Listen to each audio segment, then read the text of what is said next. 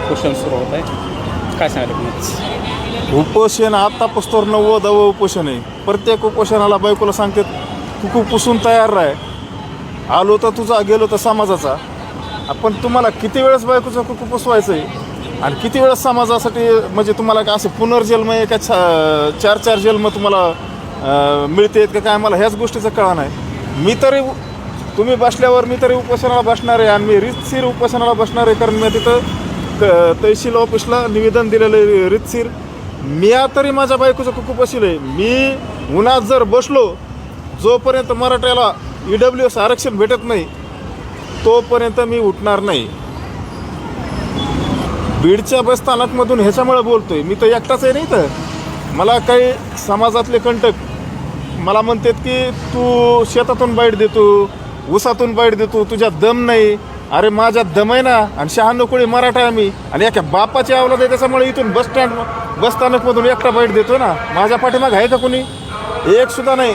आणि तुमच्यात जर खरं तुम्ही जे माझ्यावर कमेंट करतात ना समाजातले काही कंटक, तुम्ही जर खरं एका बापाची अवलाद असतान तर तुम्ही तिथं मनोज जरांगेला जाऊन प्रश्न विचारा, तुमच्याकडं अचानक तुमच्या प्रॉपर्टीमध्ये वाढ कसं काय झाली? पांडुरंग तारकने 49 एकर जमीन कशी घेतली? गंगाधर काळकुटेने चंदननगरला 7 गुंठे जागा कशी घेतली? स्वप्नील तारकने 1.5 कोटीत 6 एकर जमीन घेतली कशी?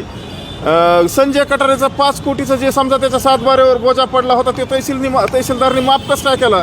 कारण सर्वसामान्यावर जर त्याचं ट्रॅक्टर धरलं त्याच्यावर सरकार NPD पोलीस हे कानून कायदा NPDचं त्याच्यावर गुन्हा टाकून 1 वर्ष त्याला आहे का NPD कायदे अंतर्गत 1 वर्ष जेलमध्ये टाकतात. अरे मग संजय कटारेचं 5 कोटीचं जे बोजा पडला 7 बारेवर, ह्यांच्या वावरात जे वाळूचा स्टॉक होता त्याच्यावर बोजा पडला, तो माफ कसं काय होतोय? जेवढी चोट्टी टीम आहे त्या चोट्ट्या टीमचा, माझा आणि मनोज जरांगेचा SIT चौकशी आणि नार्को टेस्ट होण्यात यावी.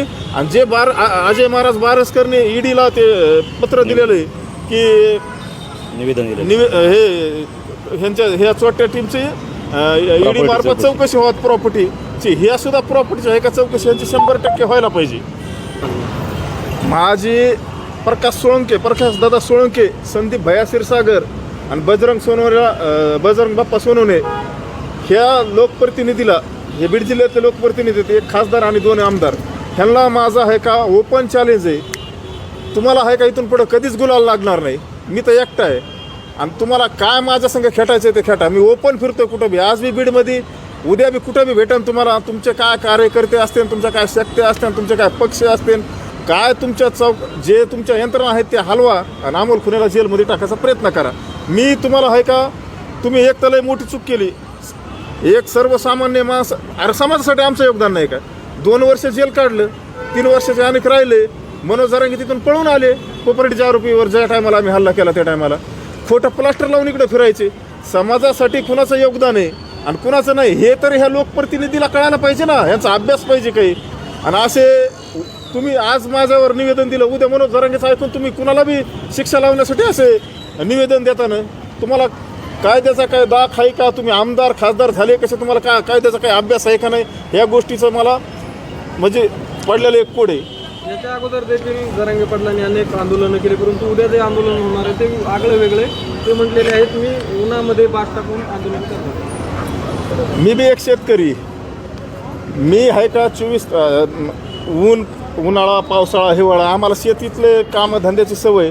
मनोज जरांगेला आहे का शेती 2 एकर आहे, खानदानी बाप दादाची प्रॉपर्टी, पण मनोज जरांगेने कधी काम नाही केलेलं, काम आम्ही केलेले आहेत. मी काय म्हणतो, त्यांच्यात जर खरं ते 96 कोळी मराठा असतील तर ते उन्हात आहे का बास टाकून आहे का आंदोलन करते ना. मी तरी आहे का 96 कोळी मराठा, मी आहे का बास टाकून जर बसलो तो जोपर्यंत मराठा समाजाला EWS आरक्षण भेटत नाही आणि या चोट्ट्या टीमची SIT चौकशी आणि नार्को टेस्ट होत नाही तोपर्यंत मी उठणार नाही.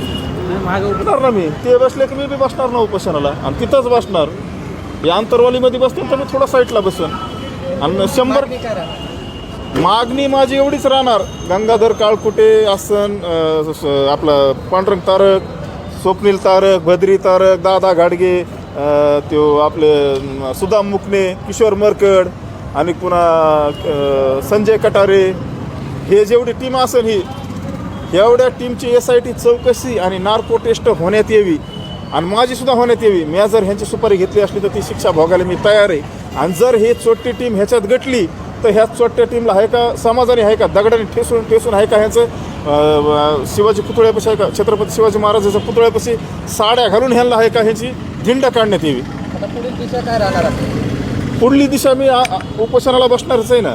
माझी मागणी तेवढीच आहे की माझ्या मराठा समाजाचे EWS आरक्षण गेलं, त्या आरक्षणाच्या मागणीसाठी मी बसणार आणि ह्या